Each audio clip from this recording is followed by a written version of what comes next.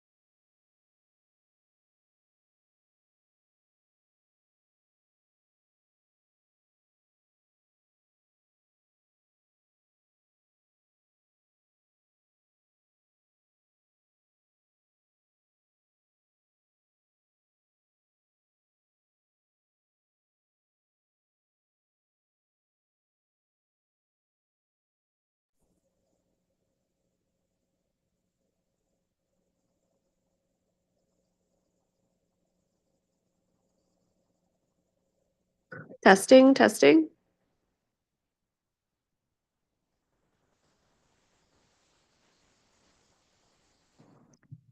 All right, welcome everyone to the regular council meeting of August 27th. We'll do a few housekeeping items before we do introductions, call the meeting to order. If you have a cell phone, if you could please turn your cell phone to silent. Please note that the council meetings are being live streamed, recorded, and retained. All personal information collected will be managed in accordance with the Access of Information Act. And then if you're here speaking as part of a public hearing, you'll have 5 minutes to address council if you choose to. I'd ask you to come forward. The mic will be live, and I'd ask you to state and spell your name for the record just to make sure that we have the minutes correctly.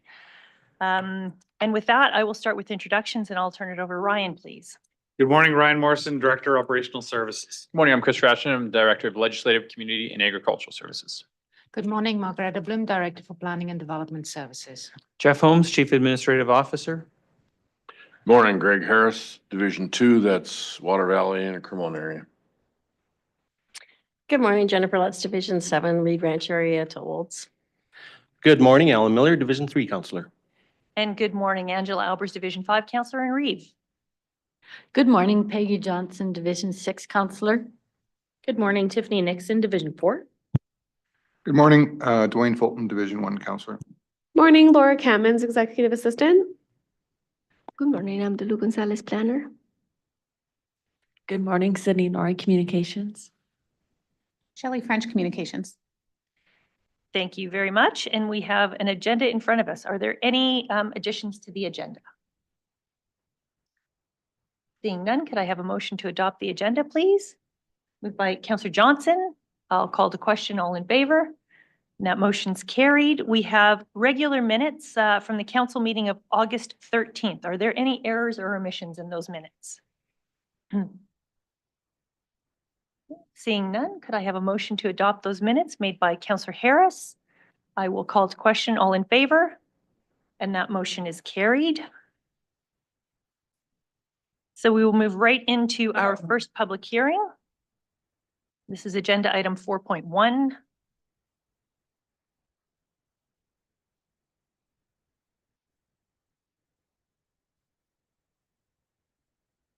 Just trying to find the bylaw. There we go. So this is for bylaw number LU 30-25, being a bylaw of Mountain View County in the province of Alberta to amend land use bylaw number 1024, affecting the Northwest 329-4 west of the 5th pursuant to the Municipal Government Act. This received first reading on July 9th, 2025. And with that, I will open the public hearing and turn it over to planning, please. Thank you, Madam Chair. The public hearing presentation for item 4.1 begins on page 12 of the agenda package. The application was submitted by landowners Mark and Catherine Fox. This proposal is within Division 2. Oh.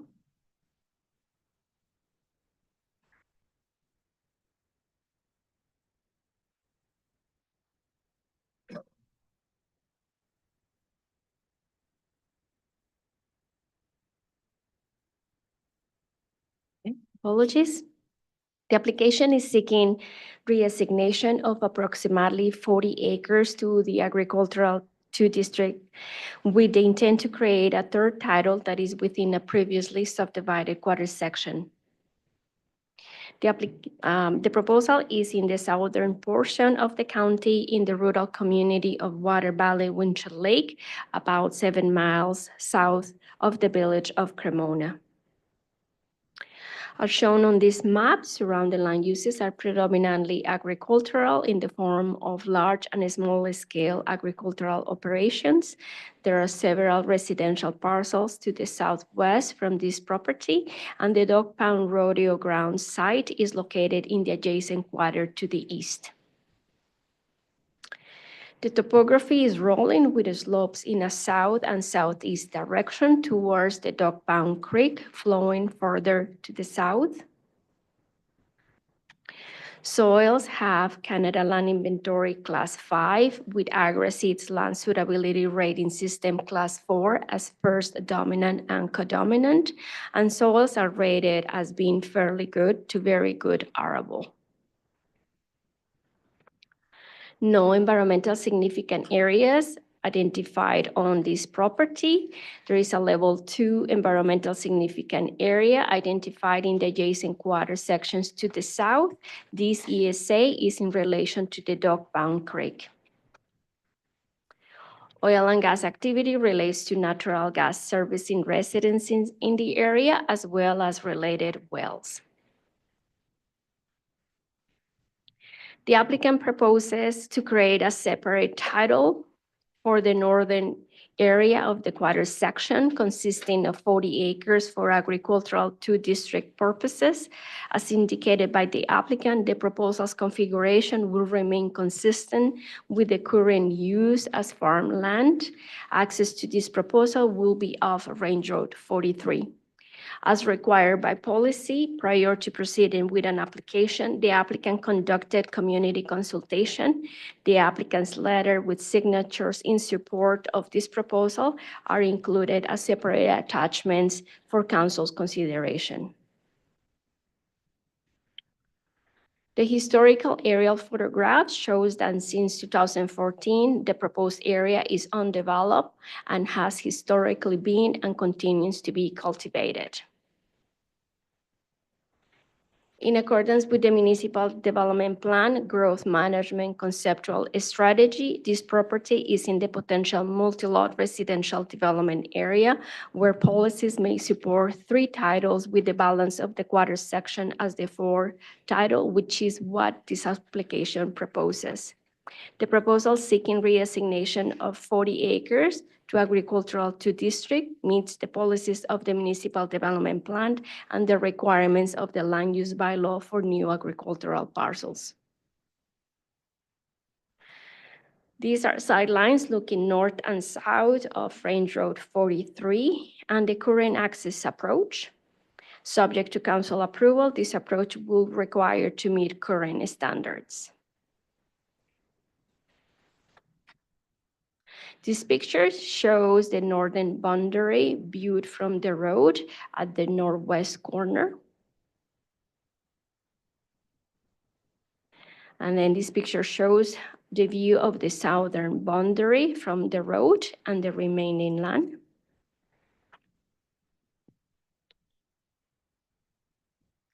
The remaining land is currently accessed from Township Road 290.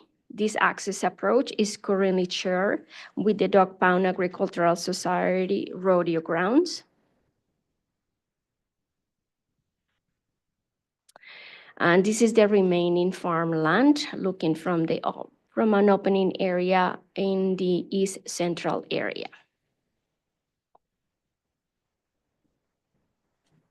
Planning and Development supports approval for this application as the proposal is compliant with the policies of the Municipal Development Plan and the regulations of the Land Use Bylaw. The landowners are in the gallery if council has any questions. Thank you. Thank you. Does the landowner have any new or does the applicant have any new or additional information they would like to provide? Thank you. So the applicant waves. Is there anyone in the gallery who would like to speak either in favor or in opposition to this application? Is there anyone online who would like to speak either in favor or in opposition to this application? So administration is saying there is no one online. So with that, I will open the floor for council for questions. No? Seeing no questions, I will ask if planning has any closing comments. No closing comments. Thank you. Thank you. And I'll ask the applicant if the applicant has any closing comments. Thank you. The applicant waived. So with that, I will close the public hearing and I will look for motion, please. Councillor Harris. I'll move the council give second reading to bylaw LU 30/25, redesignating the lands within the northwest of 329-4 west of the 5th. Thank you. Any discussion? Seeing none, I will call to question. All in favor? And that motion's carried. And Councillor Harris, please. I'll move the council give third reading to bylaw LU 30/25, redesignating the lands within the northwest of 329-4 west of the 5th. Thank you. Any further discussion? Seeing none, I'll call to question. All in favor? And that motion's carried.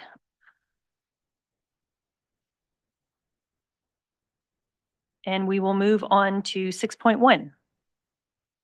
Councillor Fulton.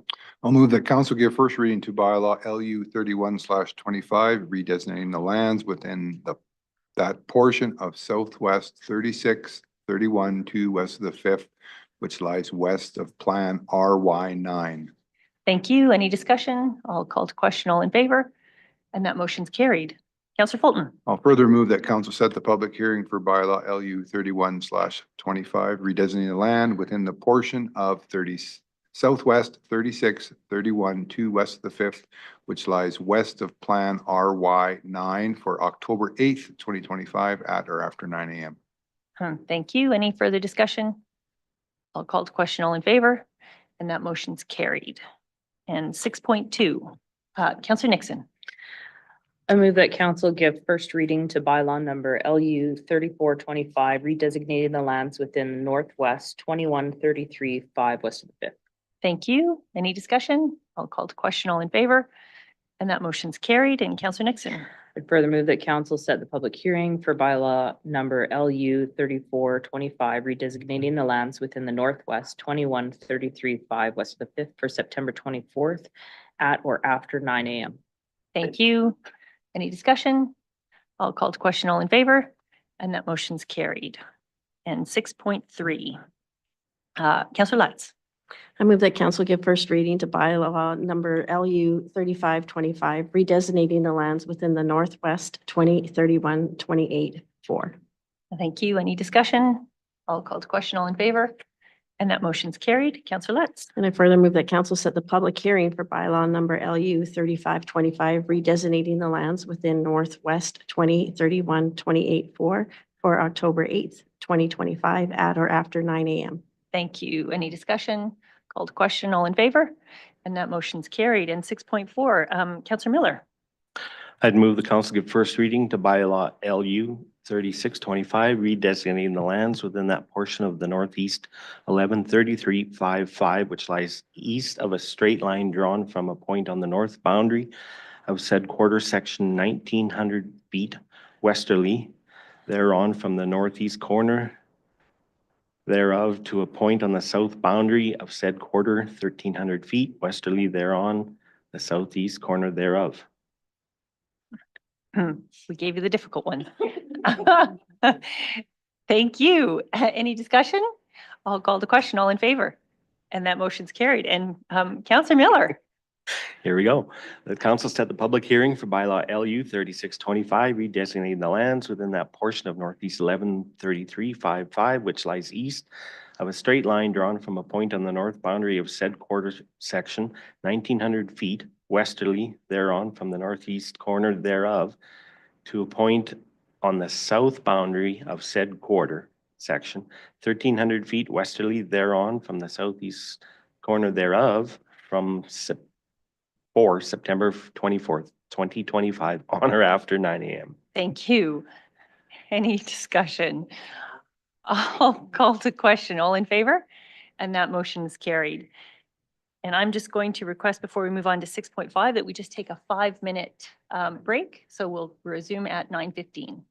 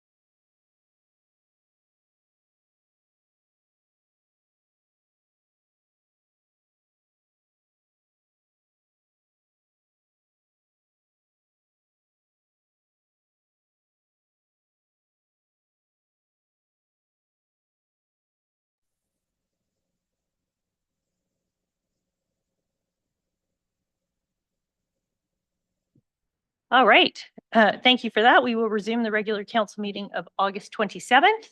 And we are on 6.5, bylaw number 1025, Netook Business Park Wastewater Services. So I will ask for a motion for second reading, and then we'll ask Christopher to go through the changes that we requested at the last meeting. So Councillor Lutz. I move that council grant second reading to bylaw number 1025, Netook Business Park Water and Wastewater. Okay, thank you. And Christopher, can you take us through the changes, please? Yeah, thank you, Worship. So council did review this at their July 9th meeting, and they did ask for a number of clarification points within the bylaw. I've met with my colleagues, and we have gone through the bylaw in its entirety once again to clarify any of those sections that council had asked. So I'll just go through the bylaw and I'll highlight for you, Your Worship, where those clarification points were raised and or where administration is recommending further amendment. Okay, and as we do before, Christopher, Yep. maybe we'll go through section by section and then just ask if council has any additional questions on or clarification. Okay, so Thank you. section 1, there were no changes requested by council, nor were there any that are being proposed by administration. Okay, thank you. Section number 2, in the definition section, administration's recommending the removal of the bylaw tag section. It's kind of antiquated to how we would normally handle it. So we have, as you'll notice as we go through the enforcement section, included some more updated verbiage. So that was an administrative recommendation. And then we have provided clarification under the definition of meter, that it's actually a county approved water meter, but that the owner of the property is actually responsible for procuring it. So that's a change that administration has proposed because that is our current practice. And as you'll see as we go through, there are a number of sections that have been removed that previously said that the owner had to come to the county was going to purchase it, et cetera. That's just not how the process works. So that definition now aligns with the current process. Thank you. Council, any questions on section 2? No, thank you. Sorry, Councillor Lutz. Just on the, is there quite a wide range of options for water meters, and is there ones that we wouldn't approve? There are different brands and makes of water meters. To say that there isn't one we wouldn't approve, we're so at the infancy of this, we don't have a list of what we would approve and what we wouldn't approve. We just want one that's CSA approved at this point. Okay, thank you. Section 2, please. Section 3. Or section 3, Yeah, sorry. so this is our water services section. So 3.03, just some clarification around the use of the water license, nothing too substantial there. 3.04 is outlining what I just highlighted for council, that all water meters and water meter components are authorized by the county, but are the responsibility of the owner to procure, install, and maintain. So a large deletion there with some outdated verbiage. 3.05, this was a section that council asked for clarification around on how cisterns would be used. And so I'll do my best to describe it. And then if Mr. Morrison has anything that he wants to add, he certainly can. But we have written into the bylaw now that you're allowed to use a cistern on your property if you wish to haul in water from outside of Netook Business Park. And in these instances, you still are required to have a water meter installed, and that is for the purpose of doing the wastewater charging on the back end in accordance with our county fee schedule bylaw. And then the key point here that we wanted to highlight is that cisterns are prohibited from being connected to the county's water system in any manner, and that's just a cross-contamination issue. So we wanted to highlight that in 3.05. So that was a lengthy conversation we had with council last time, so maybe I'll pause there and see if there's any discussion before I proceed, Your Worship. Any questions on the cisterns? No, I thought it was very well written and very clear. Thank you for that. Okay. 3.06, again, this was a clarification point that council requested at the last meeting, is how is it handled in the event of owners wanting to collect rainwater and then use that rainwater in their industrial operations. And so we decided to write it very similar to how we wrote the cistern one, is that you're permitted to do so. And then again, we would need to track that water use. Again, that is for the wastewater system, has nothing to do with the water system.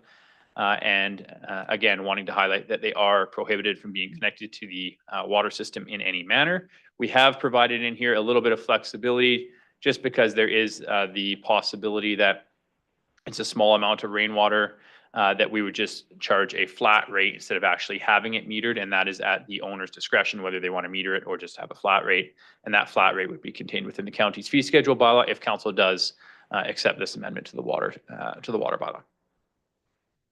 Thank you. Any questions on rainwater collection? Again, very well worded. I think it's easy to follow, so thank you for that. Okay, thank you.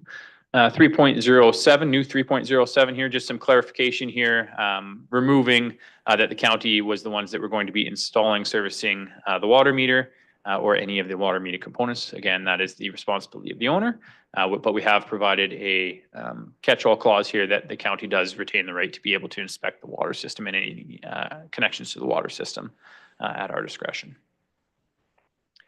3.08, this was the previous clause that read how it would work in the event that a owner thought that the water meter wasn't operating properly. So we've kind of flipped it around now that it's only in the event that the county believes that the water meter isn't working properly, how we would go about doing that we would retain the authority to remove it and send it to an independent company for testing. And then in the interim, the county would have the option of either placing a temporary water meter or just charging based on historical water usage. And that was a clarification point that council had at the last meeting as well. Councillor Miller. So just one question or statement. When it says the county shall have the authority to remove the water meter from service and send to an independent company, I'm wondering if we could add that's approved by Measurement Canada for testing. Since we're billing through Measurement Canada, we want to have a lab or a company that's approved by them. I would think that, I don't know if we want to be that prescriptive.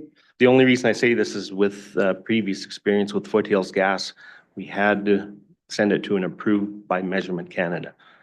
There's lots of people that'll fix them, but there's only certain that are approved to stamp them again. I guess. I don't think anyone who fixes a water meter would have that accreditation. So. Sure.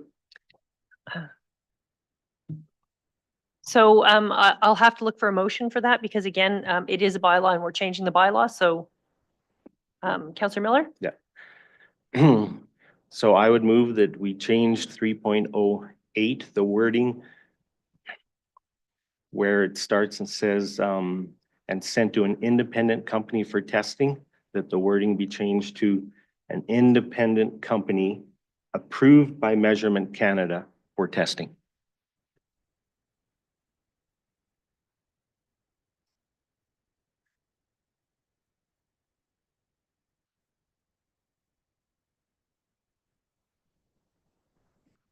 Okay, so we'll just look for that motion to come on the screen. Then we can have a discussion.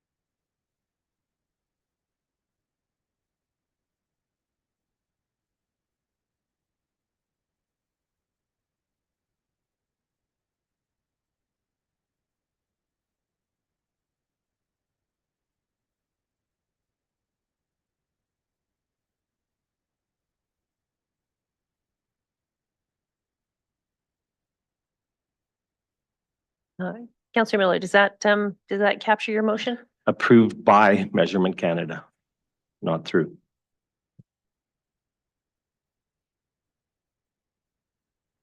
And then, yes, it does. Okay, so the motion reads that council direct administration to amend bylaw 1025, section 3.08 to read, in addition, sent to an independent company approved by Measurement Canada for testing. Councillor Fulton?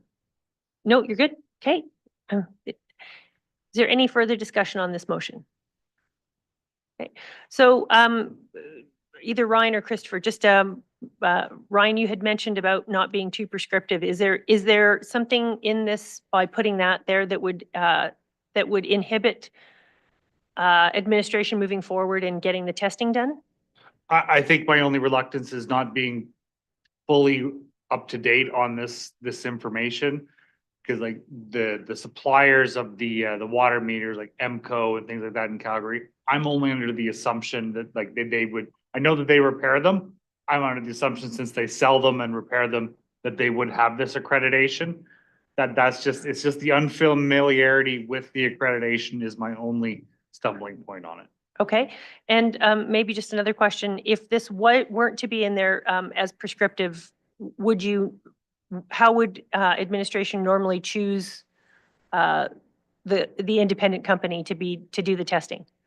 So we have a waterworks catalog that's given to us by the Alberta Water Wastewater Association, and those are the contractors and the suppliers that I use to locate this equipment. I rely on them to help me find these people to do this sort of work. So like I said, my only reluctance on it is just I'm not as up to date on this accreditation as say Councillor Miller would be from his time at the gas co-op.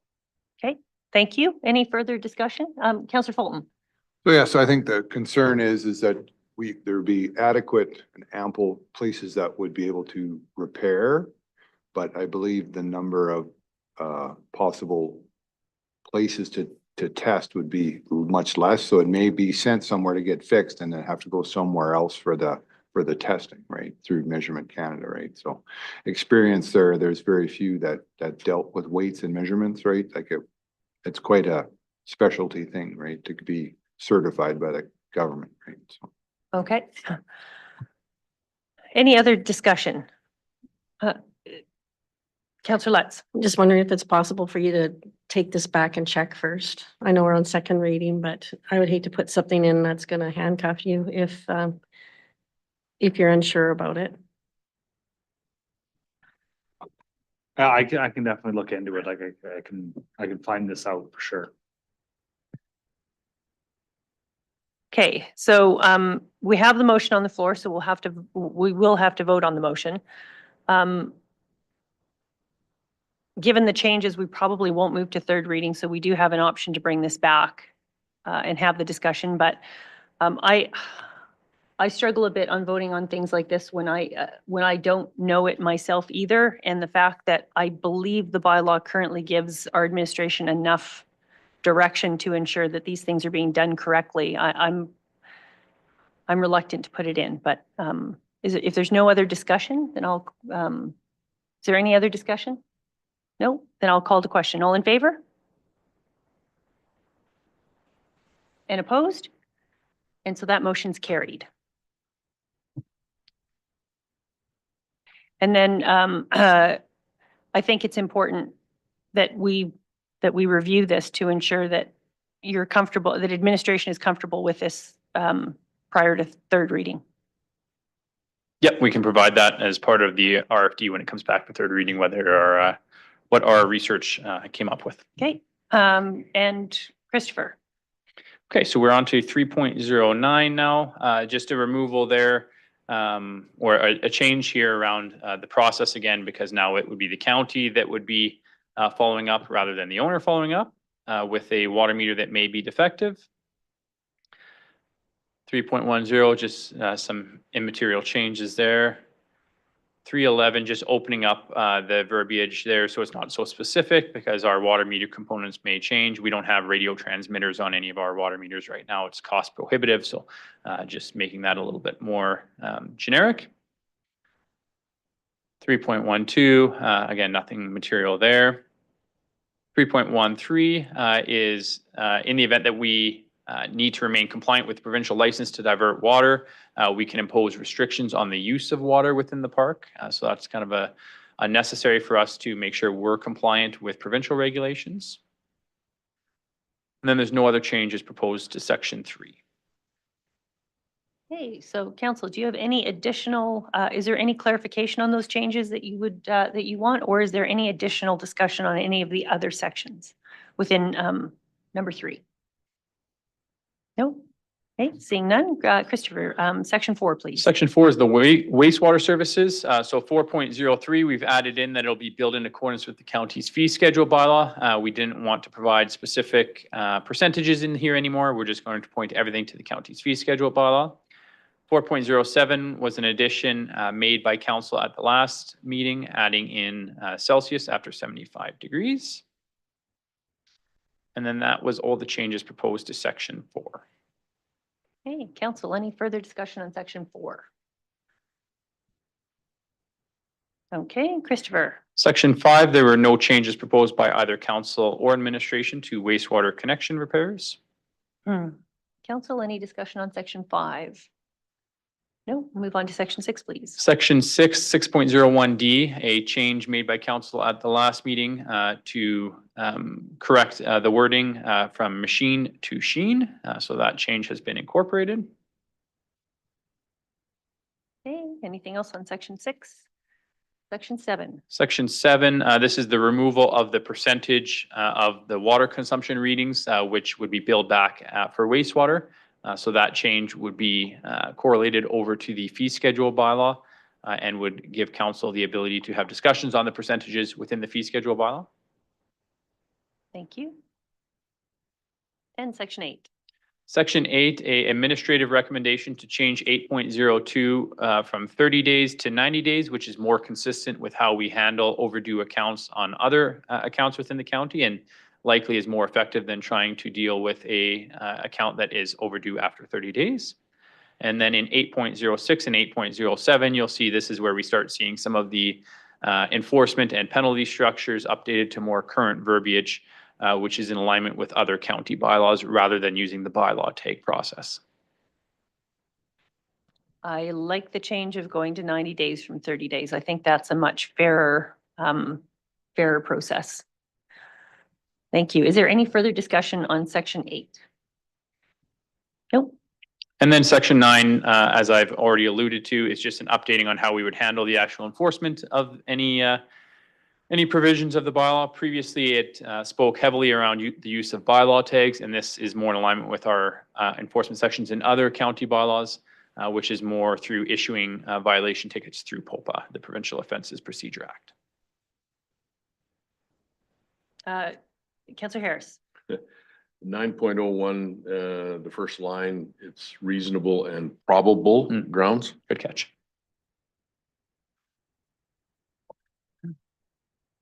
Okay, I don't think we need a motion for that. That would be an administrative change, Jeff, just, or did we take that out of the bylaw for being able to do administrative changes based on? I think grammar? in this case, it's council motions that will follow this, will adopt it and incorporate it and we'll be okay. But you are correct. We can't administratively just change grammar, because even changing the place of a comma in a sentence can clearly change the intent of a sentence. So administration is not allowed to do those without council direction, but I see council consensus for correcting this minor typo, and that will be incorporated in additional council votes on the bylaw. So Okay. I think we can carry on. Thank you. And Christopher, can you just please explain to me 9.01B? I just don't understand how it's worded there. I don't understand that one. 9.0.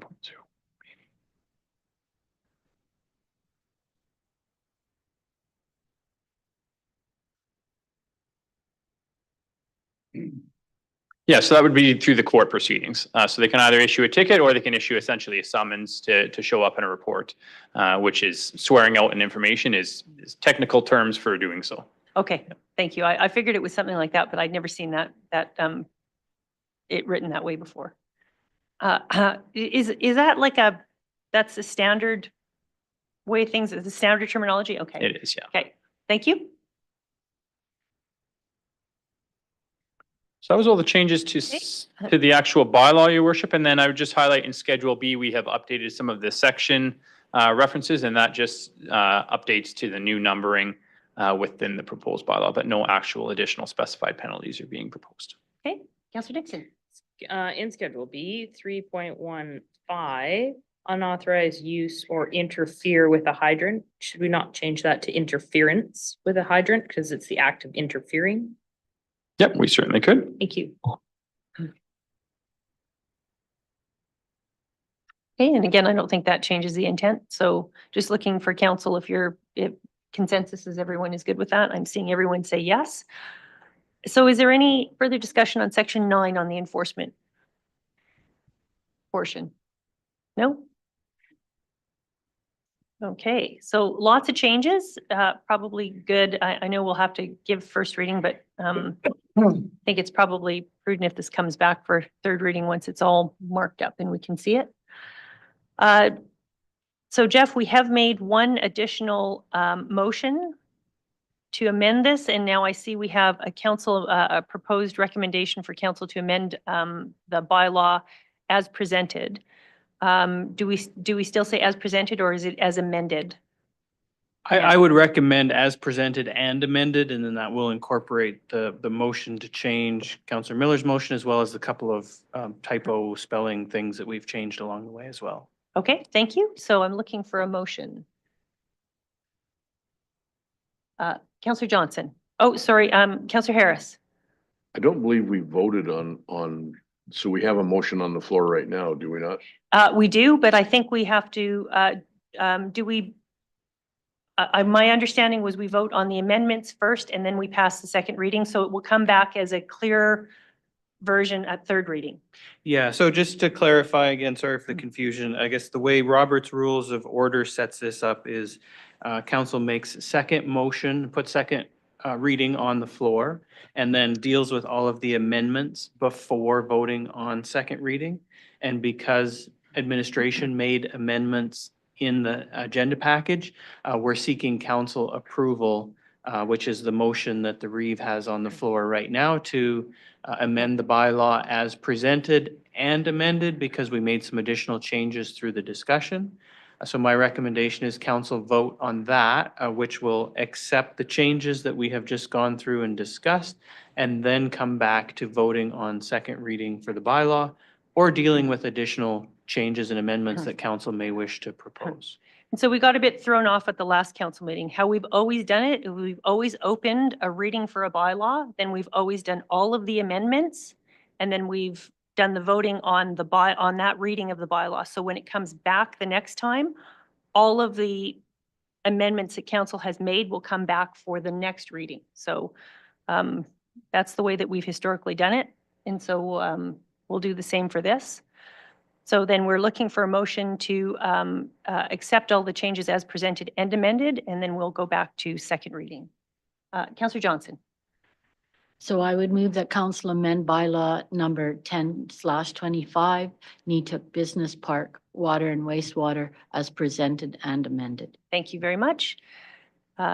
So when we vote on this motion, if it is approved, then we will do second reading, and then the revised bylaw will come back as council has approved it for third reading, at which time we can still make additional changes at third reading. Is there any further discussion on the motion? No? Then I will call to question. All in favor? And that motion's carried, and I'll go back to second reading. Is there any further discussion on second reading? Okay, then I will call to question on the motion of second reading. All in favor? And that motion's carried. And again, Jeff, there's no reason to say deferral of third reading. We just leave it at second reading and it will come back at the next meeting. Correct. Council can just carry on with the agenda. Thank you. Okay, so we will move right into 9.1, and that is the tax payment schedule. Jeff, please. Thank you, Reeve. Agenda item 9.1 starts on page 97. We have received an inquiry/request from Pine Cliff Energy, who would like to present a tax payment schedule that deviates from council's tax payment deadline of September 16th. So you will see in the agenda package, Pine Cliff Energy is proposing to pay 50% of their taxes by the September 16th tax deadline, and the other 50% December 31st.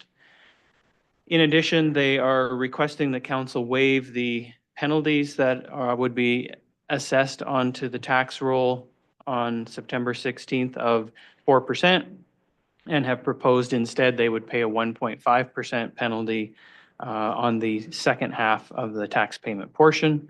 So with that proposal, essentially what it results in is a request to council to reduce tax penalties of $7,289.21.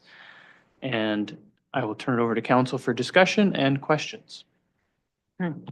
Thank you. Councillor Nixon. Could you just provide the history on why, if it's known, that the monthly payment plan was canceled? So it's my understanding that they went into the monthly payment plan as a mechanism to defer a portion of their taxes towards the end of the year, which better aligned with the cash flow of the business last year. Then as soon as the year end ended, they ended the tax payment schedule, so they didn't have to make any payments in January through September. One of the criteria of getting on that monthly tax payment plan is catching up any arrears for the year. So if they were to sign up for it again this year, they would need to pay 8 months worth of taxes and then pay the last 4 months.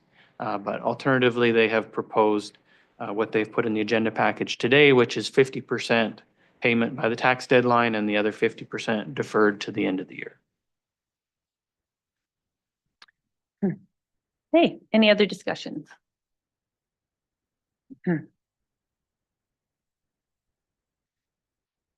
So I get council was, there was some residents that were quite upset with the decision that council made with regards to, I believe it was Whitecap, when we decided to not or waive their penalty. I did have conversations with many residents afterwards that were supportive of the decision that council made, realizing that oil and gas does pay a significant portion of taxes.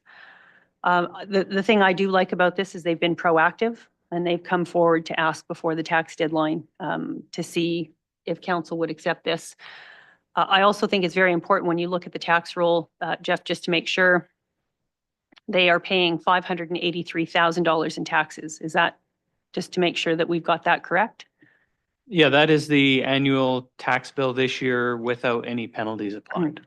And so that would be the taxes that council would have approved their budget on. We talk about being business friendly. We talk about trying to see some of our businesses through hardships. I support this. And I appreciate the fact that they've came forward and requested this beforehand. It might not seem like a lot, but when these companies are dealing with municipalities all across Alberta, you know, any little bit that we can do. And again, we haven't banked on the tax penalty in our revenues. This isn't going to impact any of the services that the county actually delivers. But I understand the optics from some of our residents that this may not be the preferred option, but I do still support it. Councillor Johnson. I certainly respect your opinion, although I have a differing opinion. When we discussed and voted on the current tax structure, I was critical that perhaps it was a little steep. And I am a huge proponent of the idea that what you do for one, you need to do for all. And so I think that if our penalty structure is incorrect, that perhaps we would need to revisit the penalty structure, because I think that is very important to treat everyone equally and have a level playing field. Okay, further discussion. Councillor Harris. Yeah, I have a differing opinion as well. As I recall, the previous one, there had been an electronic transfer and they actually believed it had been paid. This is just simply we're short of money, and I don't see that as a compelling reason to forgive $7,000 plus of penalties. So I won't support it. Okay, Councillor Nixon. Sorry, I just have one more question. I'm still learning how we work out all the penalties. Is the penalty based on the 583,000, or is the penalty only based on the portion not paid by the deadline? The penalty would only be assessed on the portion that's outstanding as of the tax deadline. Hey, any other discussion? Councillor Lutz. I guess my concern with this is the amount of manpower to administer this request, it just opens the floodgates to other companies trying to leverage advantages. So if we do it for one, then how do you, I can see more requests coming through this. And we've had to say no to some pretty sad stories with residences. And I feel bad every time somebody's in hardship and requests for this, but I'm not going to support this. Well, I guess it depends how the motion's presented, but I would defeat this motion just based on every company will see this as an advantage, and why not try it? Okay, further discussion. Councillor Lutz, you bring up some absolutely awesome points. And you've made me rethink. Thank you for that. Great discussion. So I'll look for a motion then. Councillor Lutz. So I move council defer to December 31st, 2025, 50% of the Pine Cliff Energy Limited property taxes and authorize administration to enter into a tax payment agreement with repayment terms as presented. Okay, thank you. And so just again, so if you vote in favor of this motion, then you will agree with the tax forgiveness. If you vote, if we vote to defeat the motion, then their taxes remain the same as everyone, and they will pay the 4% as of September 17th of not being paid. So everyone understands the motion? Okay, so with that, I will call to question. All in favor? And opposed? And that motion is defeated. That was great discussion, and thank you. I think that's the strength of having all of the 7 councillors sitting up here, is that everyone has a different take on things and different information. So thank you for a great discussion. Okay, 9.2 airport, Sundre Airport lighting. Christopher. Thank you, Worship. As council is hopefully aware, the county was successful in receiving a STIP grant under the Community Airport Program for the upgrading of the lighting at the Sundre Airport. During our initial project discussions with council in advance of the 2025 project budget, council did approve for up to $275,000 from the tax rate stabilization in the event that the grant was not received. That doesn't apply because it was received. When we were reviewing the project scope with the Aviation Advisory Committee, the Aviation Advisory Committee highlighted for administration and our members that perhaps the installation of a PAPI system at the Sundre Airport should have been a component of that project. That ties in with the overall lighting system of the airport and essentially provides a visual indication to pilots on their final approach, whether they're at a safe and appropriate elevation when landing. So we did, as part of the RFP, Natalie and myself put into the RFP the opportunity for proponents to bid on an installation of a PAPI system at the same time. All of the proponents did provide a bid on that PAPI system, and the proponent that we did end up selecting for the overall lighting system did provide the lightest or the lowest quote for the PAPI system as well, for a total of just over $68,000. For historical context, as I've included in the RFD, we have looked at whether that's an appropriate cost, and it does seem to be in alignment with previous costs that we have seen for the PAPI system and for repairs of the PAPI system at the Old Stittsbury Airport that we have seen in previous years. So the overall funding is provided on the bottom of page 101 of your agenda package that shows that the total bid with the PAPI system is just over $326,000.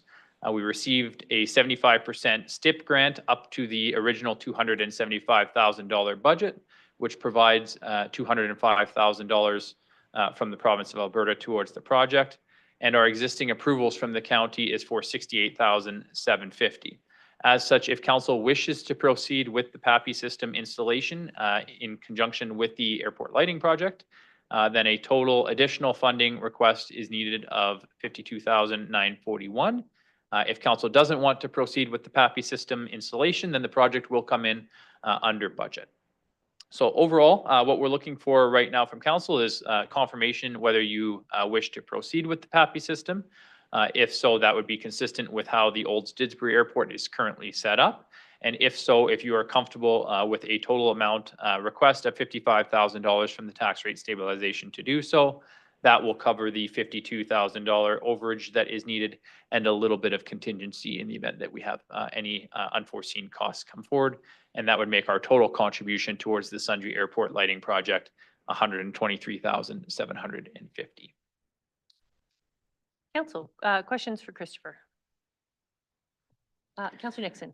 No question, but I will support this request for decision. I think it's a very important safety piece of equipment that we should have at all of our airports. So Christopher, just a question. It says in 2024, a single PAPI was replaced for 16,000. What is a single PAPI? Like Yeah, so this project would propose having a PAPI on both sides of the runway. So regardless of which way the pilot is landing, depending on weather conditions, winds, et cetera, they may come from a different direction.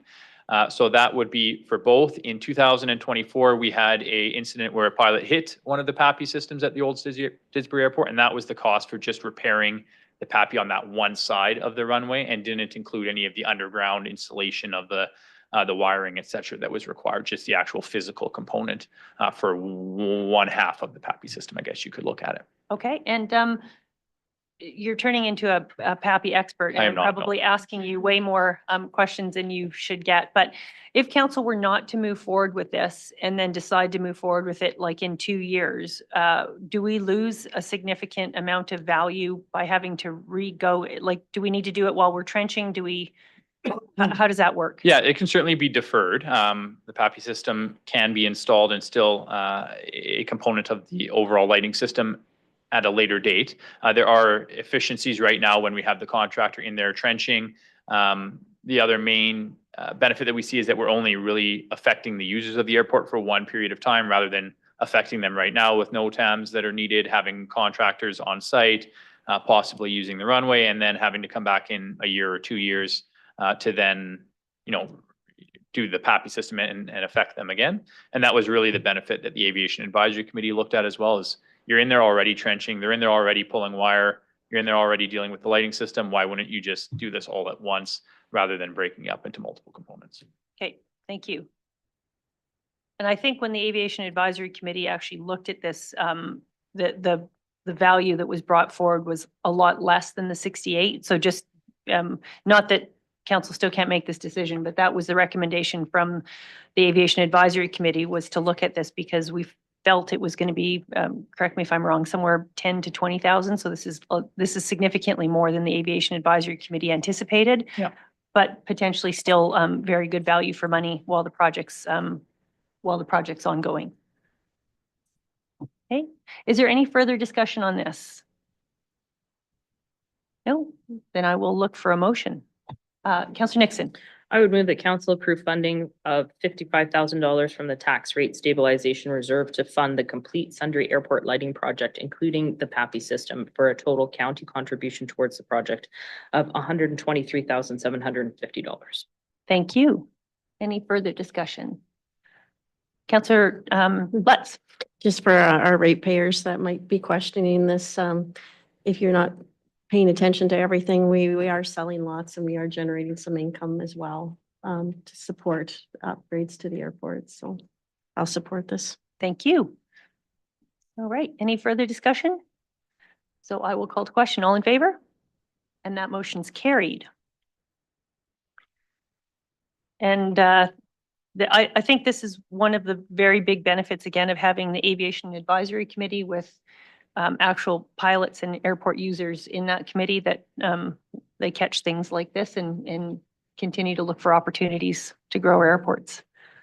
Councillor Lutz. Sorry, just Christopher. So the old one, it does have the system on both ends, right? That's correct, yeah. Thanks. Okay, 9.3, Forest Resource Improvement Association of Alberta grant application and support. Christopher. Thank you, Worship. So from 2021 to 2023, myself and Mr. Morrison worked on the development of a wildfire preparedness plan for the Water Valley, Bergen, and Bearbury rural communities. That wildfire preparedness plan, if council recalls, really just highlights critical assets that are located in those areas and provides some tactics for our fire departments that may be deployed in the event of a wildfire emergency on where specific assets are located and how we could best serve to protect those assets. The next step after a wildfire preparedness plan is to look at what are called wildfire mitigation strategies. And we have highlighted in the RFD there what the province says wildfire mitigation strategies are specifically highlighted for. But essentially it goes to the next level and says, okay, now that we've highlighted that these are critical assets, how do we go about trying to reduce the fuel load? How do we educate landowners better? What interagency cooperation do we need to look at to best protect those and proactively work towards decreasing the wildfire risk within those communities? So we have looked through the potential to get funding for these wildfire mitigation strategies for all 3 communities once again.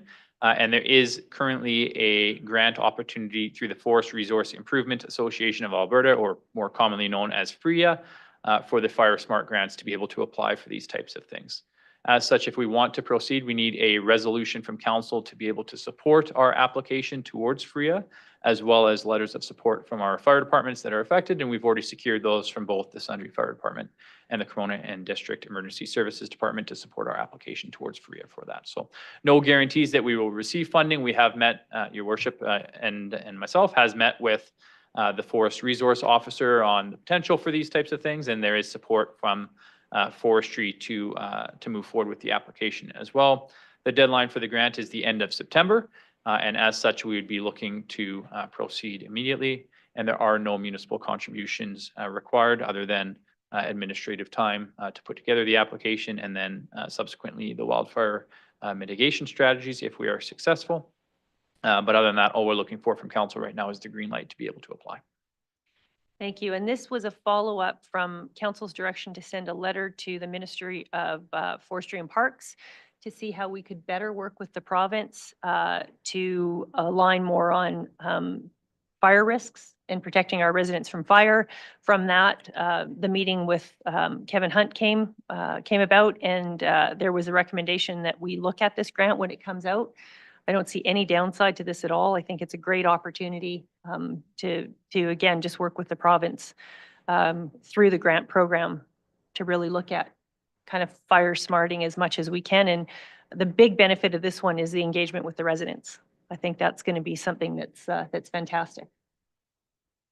Councillor Johnson. Question, if I might. Quite a bit of this land is Crown land.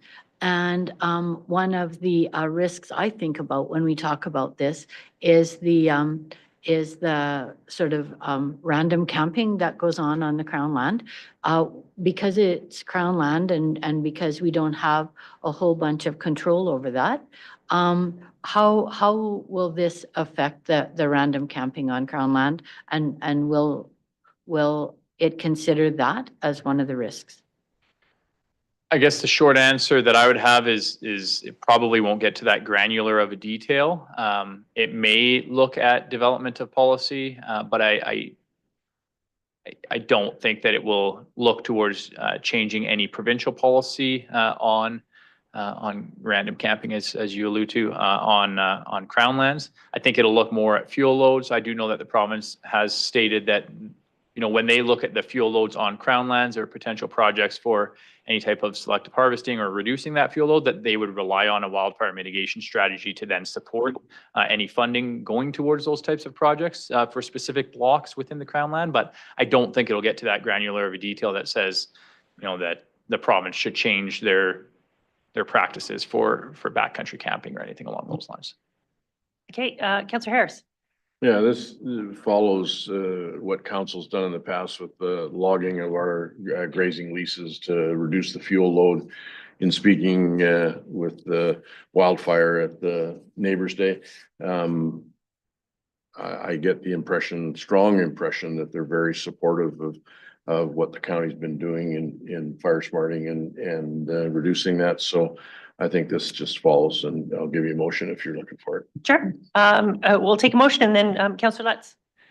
So go ahead, and then we can still. I'll move the council support Mountain View County's application for the 2025 Forest Resource Improvement Association of Alberta Fire Smart Grant for the development of wildfire mitigation strategies for the Water Valley, Bergen, and Bearberry areas. Thank you. Councillor Lutz. So I was just wondering, it's pretty specific on Water Valley, Bergen, and Bearberry. Does it benefit all of the county? And I'm just thinking Sundre, like you say Bearberry, but does that include Sundre area as well? Yeah, so the wildfire preparedness plans that we've done, and we can circulate the maps, but they have it coined as the Bearberry area, but it is quite a large area around Bearberry, and going to the east doesn't quite reach the town of Sundre, I recall. And same as in Bergen area, it looks at the overall forestry in the area, but it is really specific to, where we have the highest levels of fuel. So, out here in the Netook area, for instance, it won't look at that at all. But it doesn't, like the Sundre Fire Department is a part of it too. They're one of the fire. Yeah, so they've written us a letter of support for it. They see the risk that we all see with the backcountry stuff, areas within the county, areas outside of the county as well. So it does expand closer to the town of Sundre, but I can't recall off the top of my head from the map if it does, how close it gets. So the way that we labeled it is everything west of the Red Deer River is considered the Bearberry area. And that was just, we discussed it at the time, like, do you call it the Sundre area, do you call it the Bearberry area? We just went with the Bearberry area to call it. I know that there'll be controversy with the people in Sundre not being wanted to be called the Bearberry, but we also knew the people in Bearberry didn't want to be called Sundre, so we just went with Bearberry. And Sundre itself, the town of, did one of these in like 2011, 2012, which we supported. So they have done one around the town already with this grant. Councillor Johnson. So in the higher level report that we did, I remember that there was a great deal of livestock, of course, on the grazing leases and just on the farms and ranches in general. And would this provide some help for the owners of the livestock if there was an issue? No, this is a wildfire mitigation strategy. So the idea of it is to try and mitigate so you don't get a fire. So it's not an emergency response It's plan? not an emergency response plan. This is a mitigation plan that Chris worked on to make sure we don't have a fire, so we don't have to move the animals. When we have a fire, move the animals, that's a different lens that we would work on through plans that we've already built with Christopher's department with ag. Thank you. Councillor Nixon. I just think that any time that we can be proactive without a cost to our residents and our tax base is fantastic. So definitely in support. Excellent. So we have a motion on the floor. If there's no further discussion, I will call to question. All in favor? And that motion's carried.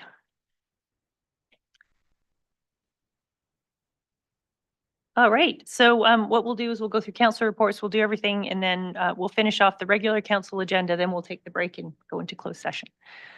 So we have councillor reports. And so I will start with Councillor Fulton. Okay, thank you. Back on February 18th, we had the Ag Service Board meeting. We had a large number of REAP projects and ALICE projects to go through. And we are actually out of budget on some of those this year already. So we're hoping that we can find some more funds and help support those producers. We also went through the operating and capital budgets. So those will be moving forward to council coming up. On the 20th, sat in on the intensive livestock working group here at the office. We were well represented across the county with different intensive livestock operations, and we had a great conversation. And we had a follow-up email after from that. And then yesterday, the 26th, we had Mountain View Seniors Housing Board meeting. Not a lot to report on that other than we're beginning the work on the 2026 budget. Things are looking positive right now, so I'm expecting that won't be too shocking. And also of news, if anyone's interested, the Lodge Review Panel, which our CEO was a part of that panel, the report has been made public. So there's lots and lots of recommendations in there, and we'll see if the government, how many they choose to implement. So that's all. Thank you. Councillor Nixon. August 16th, I was able to participate in the opening ceremonies of the 2025 ASA Annual Archery Tournament. It was held at the Painted Warriors facility, and there were over 100 participants in attendance, and the participants were local and from outside of Mountain View County and all over Alberta, and I think potentially outside of Alberta as well. So it was just great to see so many people come out to the event. I was actually really surprised that there were so many people there when you drove into the facility, and there's just trailers lined up for people participating that had traveled to come there. So great to see that have our community be strengthened and shown off. And so that's fantastic there. August 20th, attended the Intensive Livestock Working Group presentation and meeting. Again, it was good to be able to get together with some of our local producers and discuss some of their challenges and their achievements. And their suggestions as far as what we could do to work with them or work with other organizations to help improve the relationships for some of our local producers and our CFOs. So it was great to get together with the members of that group and look forward to doing some more in the future. August 21st was the open house at the Sundre Town office. The open house showcased their testing results from the new wastewater processing component that they'll be adding to their treatment facilities. It's actually quite amazing technology, and it just greatly improves their efficiency of their wastewater system at a low cost. So technology is great. And so hopefully they can get some of those systems put in place sooner than later. It's also expandable. So as the town grows, the system can grow and they don't need to increase the footprint of their facility. So it's a pretty compact system. I don't know. They say that it's clean enough that you could maybe drink, but I don't think anybody's ready to do that. So I did voice my opinion on that there. Even though it came out a lot cleaner than some of the well water that we have in the county. So it was great to see. And then we also had also on August 21st for the Bergen area ASP meeting, we were able to review some more of the structure of the document as well as the flow through and purpose. So then we'll be better prepared in our next steps to kind of get down to the meat and potatoes of it all. If anybody from the community, I know that we've had some folks out there who have suggestions, but if anybody else has suggestions, please feel free to submit them to the committee so that we can take a look at them. And then we'll help to make sure that it aligns with what we heard from residents at the open house and in the surveys, as well as emails and other conversations in the community. August 22nd, I was able to spend the afternoon at the SPOG Neighbors Day event. So that was great. Lots of people, great turnout. I wasn't there for the morning, but I heard they ran out of breakfast early. So there must have been a lot of folks there right away in the morning. So that's great to see. And then coming up on August 28th, there'll be a community meeting at the Bergen Hall regarding water in the Bergen area and what we can do to help conserve it and keep our precious resource protected. So if anybody wants to join in on that, please feel free. It's at 7 o'clock. Thank you. Councillor Johnson. Thank you. I attended the Ag Service Board meeting. Question, perhaps for our CAO. At that meeting, Jeff, Chad suggested that through our arrangement that we have with Alberta Transportation, that they had sprayed the thistles on Highway 22 between Highway 27 and Cremona, because that is a really problem area. And I happened to drive that highway yesterday, and there are still hedges of thistles there that don't appear to be even looking sick. They're going to seed. They're blowing into the ratepayers' fields. And I wondered if we could please have a review maybe of that through our weed inspector. Also at that meeting, on the agenda was the soil maps, the current ones. You'll remember that in November, I was concerned about the very dry area that appeared to be in the soils around Division 6. You'll see the precipitation map that shows the precipitation over this summer was relatively consistent across the north end of Mountain View County, more precipitation across the south of Mountain View County. And that if you look at the soils maps, that dry spot that appeared in November in around Division 6 and perhaps into Division 5 somewhat, that dry spot is still there. So those soils are still drier than they are in the rest of Mountain View County, even though the precipitation looks relatively consistent. So I found that very interesting. I attended the RMA CAO lunch that was presented here, and that was a very lovely function. I was at the Intensive Livestock Working Group, which I thought was a very useful and excellent meeting. I attended the SPOG Neighbors Day. One of the folks in one of the booths there was the Farmers Advocate, had a really good conversation with that individual, and better now understand the right or the difference between the Farmers Advocate and the Service Rights Board. From that conversation, I think I understand that the Service Rights Board had been grouped into the LPRT. They are something like, I don't know, 3,000 files deep in that haven't been resolved yet at this point.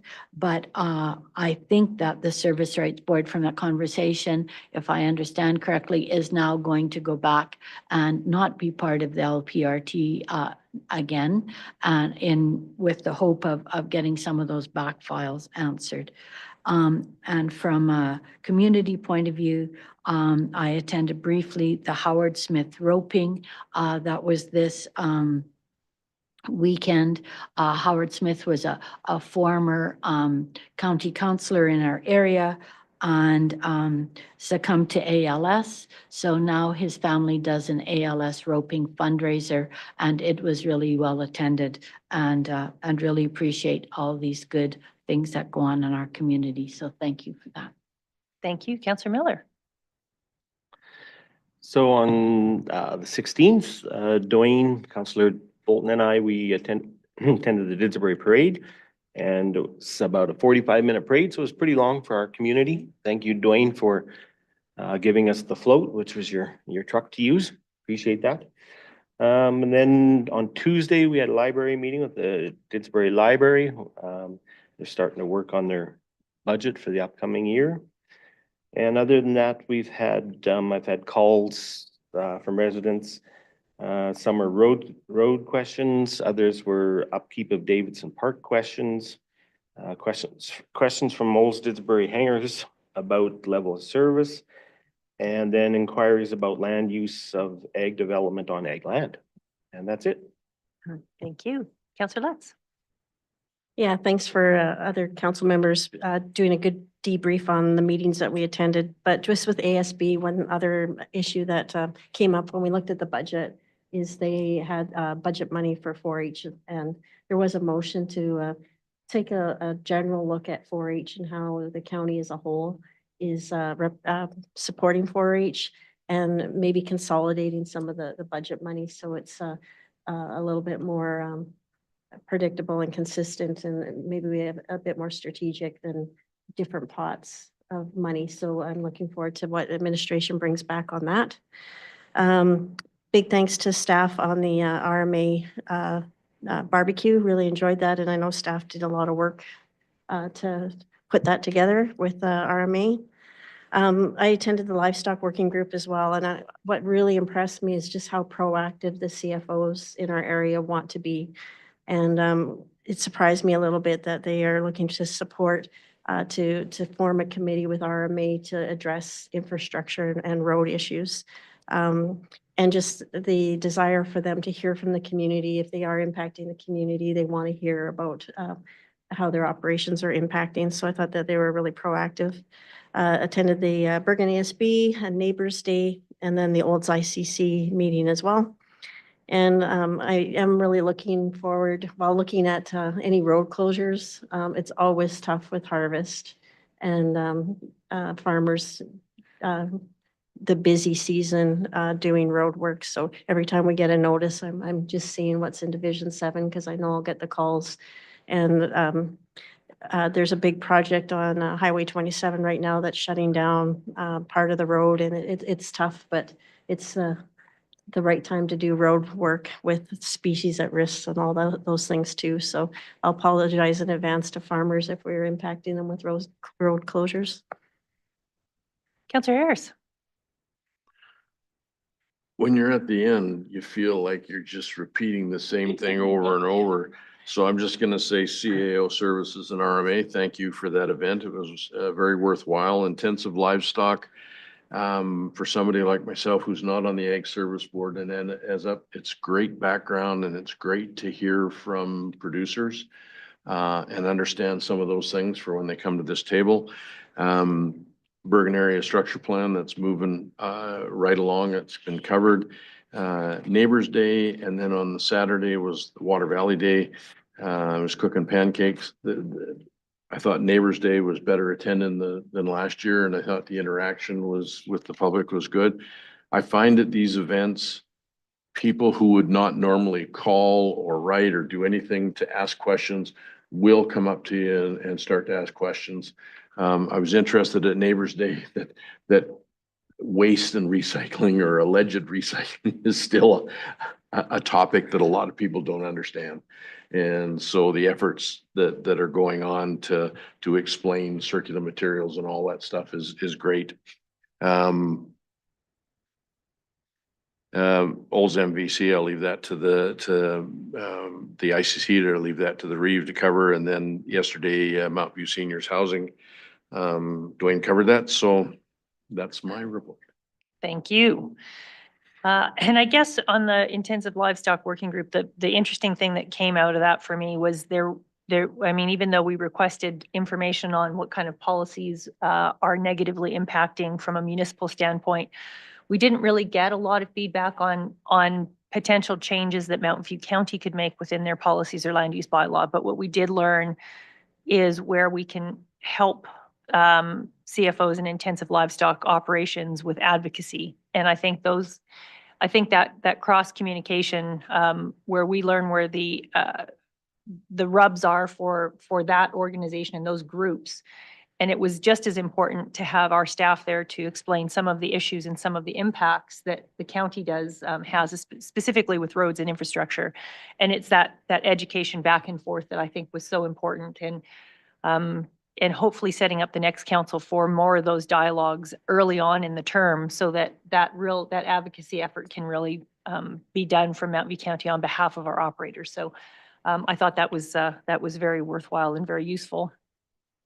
Other than that, I won't go into all of the other things have already been discussed. Neighbors Day was great. It was a really good opportunity to sit with staff, get to know staff a little bit better, and to see the interactions of our staff with our public. I can't say enough how great our staff are and how well they handle the questions, how open they are. And it's just always nice to see that firsthand. So that was great as well. So with that, is there any discussion on any of the council reports? Any questions? No? All right then. So I will have a motion to accept all those verbal reports as information moved by Councillor Nixon. Any further discussion? I'll call the question. All in favor? And that motion is carried. And I just want to thank, I try and do it, but I want to thank council again. The summer is always extremely busy. And I do appreciate that council is supposed to be on break for 3 weeks. But the fact that most of our councillors, all of our councillors are out there attending the events like the parades, like the rodeos, like all the celebrations, the Canada Day, all of that, it is noticed very much out in the community, and I think it's very appreciated. So thank you for all of your hard efforts to get out in the community and engage with the residents. I think that is kudos to everyone here at that table, at this table, for doing that. I think it's excellent. So we are on to correspondence.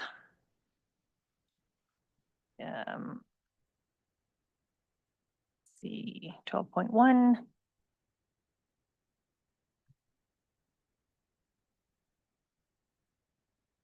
We have a couple of contact newsletters.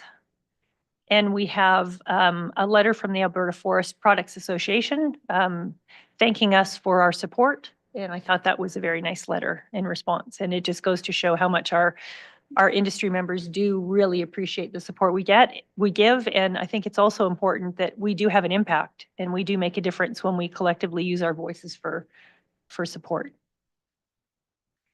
Any discussion on those? Councillor Harris. Yeah, I just want to highlight if any member of council has any issues or they're contemplating a resolution. The resolution for CRMA is coming up. September 16th is the deadline, so it's starting to get down to short time to put those together. Thank you. All right. So I'll look for a motion to accept those information items. Moved by Councillor Fulton. Any further discussion? I will call to question. All in favor. And that motion is carried. And that takes us to the end of our regular council agenda. So I will look for a motion to go in closed session. Moved by Councillor Harris. All in favor? And that motion's carried. Council has now moved into closed session, which will end the public broadcast. Any motions made following the in-camera session will be captured within council's meeting minutes, which can be found on the county's website within the next few days. Thank you for tuning in. Yeah, and we'll take a 10-minute break. We'll come back at 10:35, and that'll give Laura plenty of time to shut the system down.